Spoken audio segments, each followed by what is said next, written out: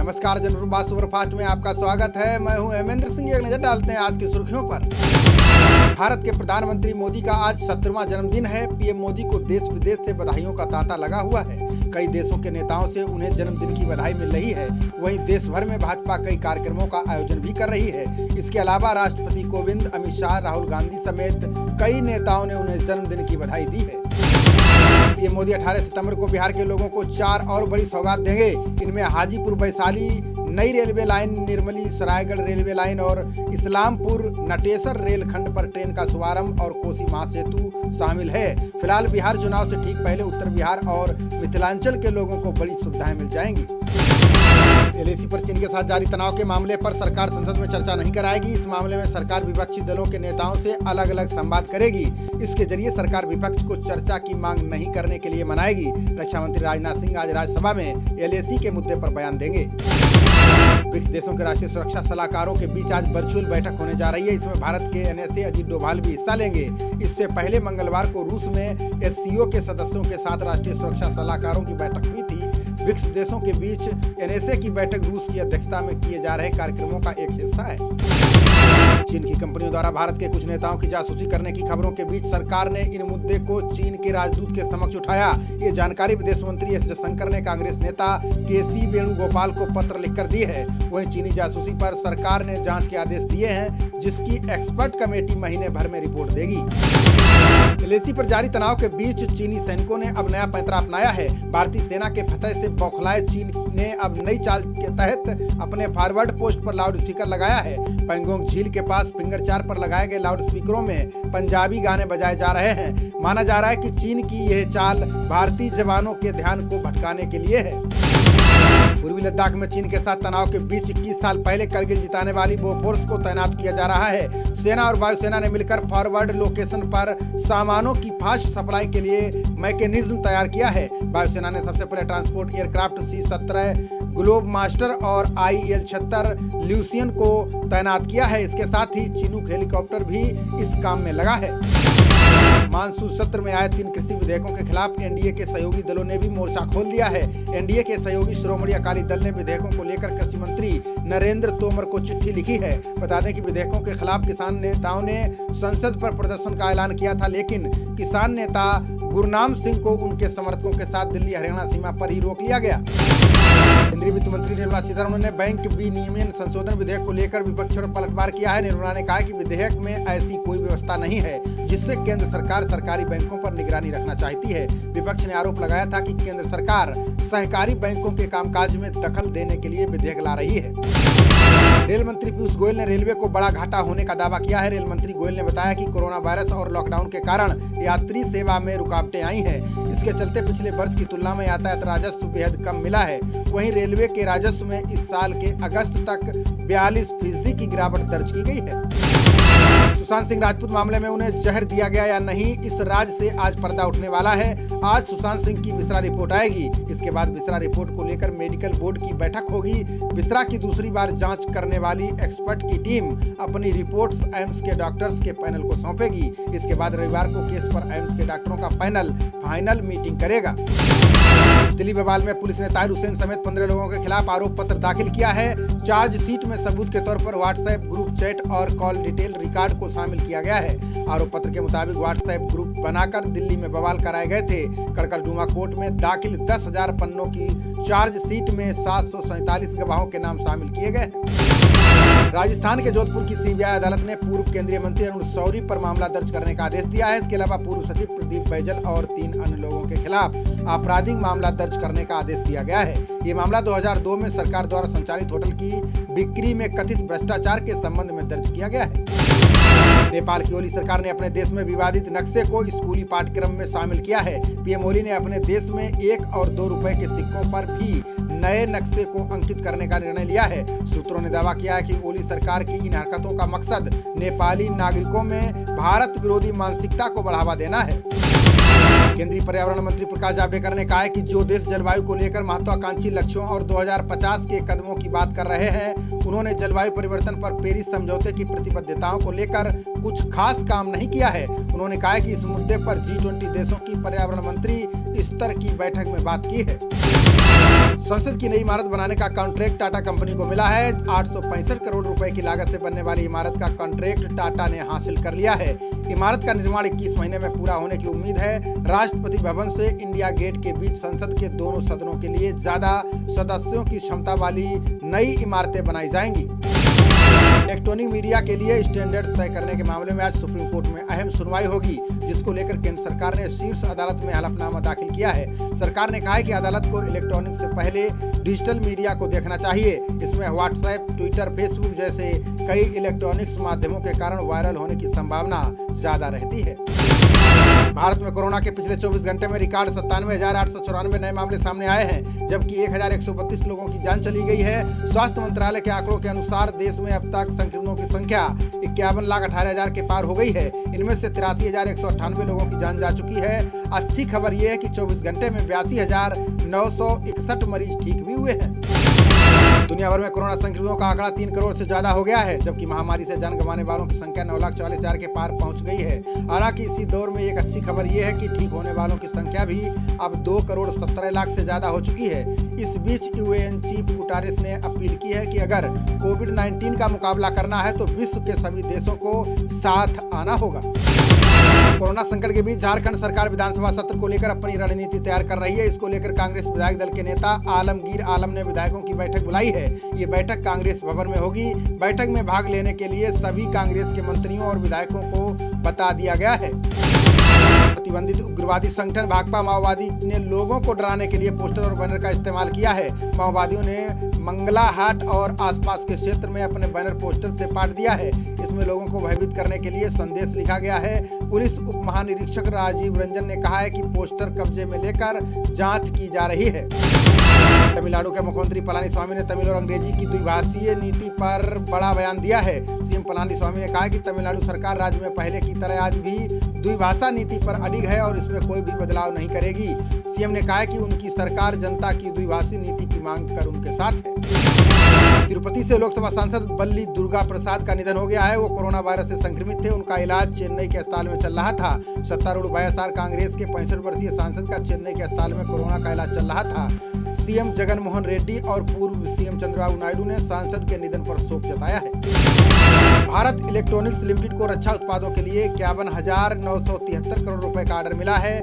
BEL के chairman और प्रबंध निदेशक एसपी गौतम ने बेंगलुरु में बताया कि वित्त वर्ष 2019-20 में बीईएल के कुल राजस्व में रक्षा क्षेत्र का हिस्सा 82% रहा है, जबकि पिछले वित्त वर्ष में 68% रहा था।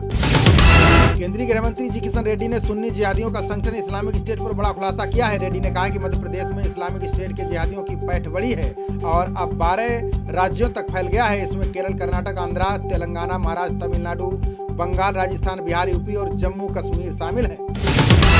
जम्मू कश्मीर के श्रीनगर में सुरक्षा बलों को बड़ी कामयाबी मिली है। जवानों ने श्रीनगर में मुठभेड़ के बाद 3 दहशतगर्दों को ढेर कर दिया है। मुठभेड़ श्रीनगर के बटमालू इलाके में चल रही है। पुलिस और सीआरपीएफ के जवान मोर्चे पर हैं और दहशतगर्दों की तलाश जारी है। गोलीबारी में एक महिला की भी जान जाने की बात सामने आई है।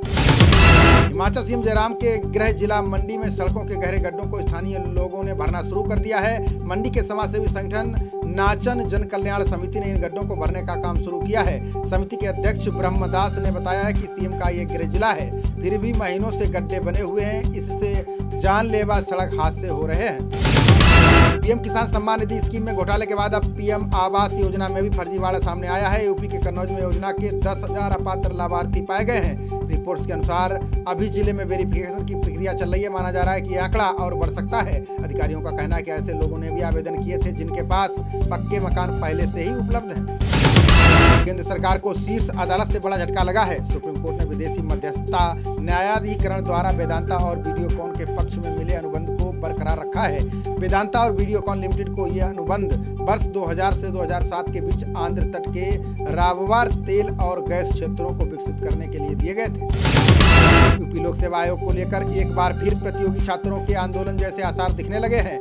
सीबीएसई 2018 के रिजल्ट को लेकर छात्र नाराजगी जाहिर कर चुके हैं। वहीं अब 20 सितंबर को होने वाली समीक्षा अधिकारी 2016 की प्री परीक्षा के पहले आयोग भर्ती के विज्ञापन में कोई बदलाव कर रहा है। इसको लेकर अभ्यर्थियों ने आयोग के खिलाफ आंदोलन की चेतावनी दी है। अमेरिका और ब्रिटेन ने चीन के खिलाफ एक ट्रैवल एडवाइजरी जारी की है। इसमें अपने नागरिकों को चीन न जाने की सलाह दी गई है। दोनों देशों ने कहा है कि अगर आप चीन की यात्रा करते हैं तो वहां आपको मनमाने तरीके से चीन गिरफ्तार कर सकता है। इसमें चीनी सरकार स्थानीय कानून लगाकर आपको जेल भेज सकता है, इसलिए वहां ना जाएं। केंद्र सरकार ने दिल्ली से बाहर सुप्रीम कोर्ट की पीठ स्थापित करने की मांगों और दावों को पूरी तरह से खारिज कर दिया है। कानून मंत्री रविशंकर प्रसाद ने कहा कि दिल्ली से बाहर पीठ स्थापित करने के लिए अनेक ज्ञापन प्राप्त हुए हैं। साथ ही विधि आयोग ने भी सुझाव दिया था, जिसमें 4 चेन्नई, कोलकाता और मुंबई में पीठ स्थापित करने की सलाह दी गई थी। देवेंद्र फडणवीस ने उद्धव ठाकरे सरकार पर बड़ा आरोप लगाया है। उन्होंने कहा कि राज्य में कोविड केंद्रों में महिलाओं पर हमलों के मामले बढ़ते जा रहे हैं। शिकायतों के बावजूद राज्य सरकार ऐसी घटनाओं को रोकने में नाकाम साबित हो रही है। उन्होंने कहा कि महिलाओं की सुरक्षा के लिए महाराष्ट्र सरकार उदासीन है। मैगलेव ट्रेन को भारत लाने के लिए भेल ने स्विस रैपिडे के साथ समझौता किया है। कंपनी ने कहा है कि इसके तहत मैगलेव यानी चुंबकीय उत्तोलक पर चलने वाली ट्रेन को भारत में लाया जाएगा। बता दें कि मैगलेव ट्रेन पटरी पर दौड़ने की बजाय हवा में रहती है। ये प्रणाली बेहद ऊर्जा दक्ष और रेलगाड़ी को 500 किलोमीटर प्रति घंटे की रफ्तार तक से चलाने में सक्षम होती है। इस तरह धीरे धीरे रेलगाड़ी प्रणाली की कुल लागत को कम करती है। कांग्रेस ने यूपी उपचुनावों के लिए कमर कस ली है। 8 विधानसभा सीटों पर उपचुनाव होंगे। इसके लिए कांग्रेस ने हर सीट के लिए एक उच्च अधिकार प्राप्त समिति का गठन किया है। अजय कुमार लल्लू ने बताया कि एक समिति दावेदारों का आवेदन लेगी। उसके बाद ये नाम प्रदेश के वरिष्ठ नेताओं के नेतृत्व में बनी समिति के पास जाएंगे, जिसके बाद उम्मीदवारों के नामों की घोषणा होगी। राजस्थान में पंचायत चुनाव के लिए आदर्श आचार संहिता लागू हो गई है। ये चुनाव 4 चरणों में संपन्न होंगे। प्रथम चरण के चुनाव 28 सितंबर को होंगे। द्वितीय चरण के चुनाव के लिए 3 अक्टूबर को होंगे। वहीं तृतीय चरण के चुनाव 6 अक्टूबर और चौथे चरण का मतदान 10 अक्टूबर को होगा। केंद्रीय मंत्री नितिन गडकरी कोरोना वायरस से संक्रमित हो गए हैं। गडकरी ने ट्वीट कर लिखा है कि कल कमजोरी महसूस कर रहा था, जिसके बाद मैंने डॉक्टरों को दिखाया। इलाज के दौरान मेरे कोरोना वायरस से संक्रमित होने की पुष्टि हुई है। गडकरी ने अनुरोध किया है कि उनके संपर्क में आए लोग कोरोना प्रोटोकॉल का पालन करें। केंद्र सरकार की प्याज पर रोक लगाने की योजना का उद्धव ठाकरे ने विरोध किया है। कांग्रेस और एनसीपी ने केंद्र के इस कदम को किसान विरोधी महापाप और अन्याय भरा कदम बताया। ठाकरे ने मंत्रिमंडल की बैठक में इसको लेकर केंद्र सरकार को पत्र लिखने की बात कही है। नीतीश कुमार ने 537 करोड़ की लागत से बनने वाले 23 भवनों का शिलान्यास किया। उन्होंने 86 करोड़ की लागत से बने 6 भवनों का उद्घाटन भी किया। नीतीश ने कहा कि इन भवनों में विभिन्न सरकारी कार्यालयों का संचालन किया जाएगा। इससे जनहित के कामों का जल्द निपटारा होगा। कमलनाथ ने शिवराज सरकार पर सरकारी मशीनरी के दुरुपयोग का आरोप लगाया है। उन्होंने इसकी शिकायत चुनाव आयोग से की है। कमलनाथ ने दावा किया है कि शिवराज सिंह चौहान ने जिला प्रशासन को आदेश दिया है कि सरकारी योजनाओं के प्रचार के लिए कार्यक्रमों का आयोजन किया जाए। ये आचार संहिता का उल्लंघन है। अशोक गहलोत ने तीनों कृषि विधेयकों को किसानों के खिलाफ बताया। उन्होंने कहा है कि इससे करोड़ों किसानों और कृषि क्षेत्र पर निर्भर लोगों की आजीविका प्रभावित होगी।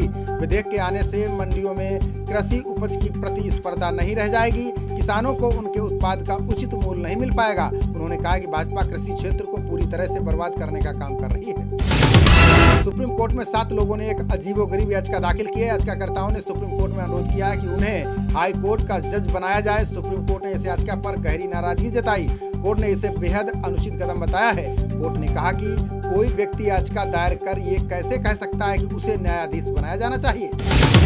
बिहार चुनाव को लेकर चिराग पासवान ने भाजपा अध्यक्ष जेपी नड्डा से मुलाकात की है।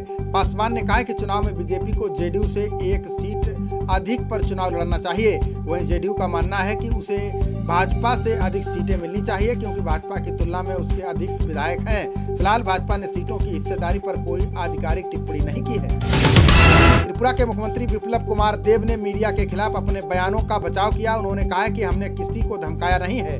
वो उन दुष्प्रचारों और षड्यंत्र के खिलाफ लोगों को सतर्क करना चाहते थे, जिनके कारण बंदर अक्सर बाघ बन जाते हैं। वहीं पत्रकारों ने कहा है कि वे इस मामले पर अपना प्रदर्शन जारी रखेंगे। पड़ोसी देशों के साथ संबंधों को लेकर विदेश राज्य मंत्री वी मुरलीधरन ने बड़ा दावा किया है। उन्होंने कहा है कि चीन और 5 अन्य पड़ोसी देशों के साथ भारत के संबंध बिगड़े नहीं हैं। विपक्ष इस मामले में लोगों को गुमराह कर रहा है। उन्होंने कहा कि सरकार पड़ोसी देशों के साथ संबंधों को सर्वोच्च प्राथमिकता देती है। टाइटन कंपनी ने एसबीआई के साथ मिलकर स्पेशल घड़ी पेश की है। ये घड़ी बिना संपर्क के बैंक से भुगतान और लेन देन सुविधा देने में सक्षम है। बैंक ने कहा कि इन घड़ियों को उसके मोबाइल बैंकिंग ऐप योनो से लैस किया गया है। इन घड़ियों की मदद से उपभोक्ता पीओएस मशीन से बिना डेबिट कार्ड के भुगतान कर सकेंगे। इस सुविधा के लिए योनो पर पंजीकरण कराना होगा। मैनचेस्टर में खेले गए तीसरे एक दिवसीय में ऑस्ट्रेलिया ने इंग्लैंड को 3 विकेट से हरा दिया है। इस जीत के साथ ऑस्ट्रेलिया ने सीरीज 2-1 से अपने नाम कर ली है। इंग्लैंड ने पहले खेलते हुए ऑस्ट्रेलिया के सामने 303 रनों का लक्ष्य रखा। जवाब में ऑस्ट्रेलिया ने 50वें ओवर में 7 विकेट खोकर लक्ष्य हासिल कर लिया है। यूएई आईपीएल के 13वें सीजन की मेजबानी के लिए तैयार है। यहाँ मैच 3 मैदानों पर होंगे। दुबई में 24, अबू धाबी में 20 और शारजाह में 12 मैच होंगे, जिसके लिए दुबई और अबू धाबी स्टेडियम को रोशनी से सजाया गया है। मुंबई चेन्नई सुपर किंग्स के बीच ओपनिंग मैच अबू धाबी के शेख जायद स्टेडियम में खेला जाएगा। बीसीसीआई ने आईपीएल के दौरान सट्टेबाजी और भ्रष्ट अधिकारियों को रोकने के लिए ब्रिटेन की कंपनी स्पोर्ट रडार के साथ करार किया है। ये कंपनी धोखाधड़ी जांच प्रणाली के जरिए अपनी सेवाएं देगी। आईपीएल का 13वां सत्र खाली स्टेडियमों में खेला जाएगा। ऐसे में बीसीसीआई और भ्रष्टाचार निरोधक इकाई के सामने सट्टेबाजी से धोखाधड़ी रोकने की चुनौती होगी। कोरोना के कहर के बीच आईपीएल के 13वें सीजन को लेकर अच्छी खबर सामने आई है। आईपीएल में हिस्सा लेने वाले 12 भारतीय और 3 विदेशी अंपायरों सहित 5 मैच रेफरियों की कोरोना रिपोर्ट नेगेटिव आई है। बीसीसीआई ने बताया कि हर अधिकारी का 6 दिन के क्वारंटीन में पहले, तीसरे और छठे दिन टेस्ट हुआ और सभी की रिपोर्ट नेगेटिव आई है। खबरों का सिलसिला जारी रहेगा। देखते रहिए जनप्रवाद। नमस्कार।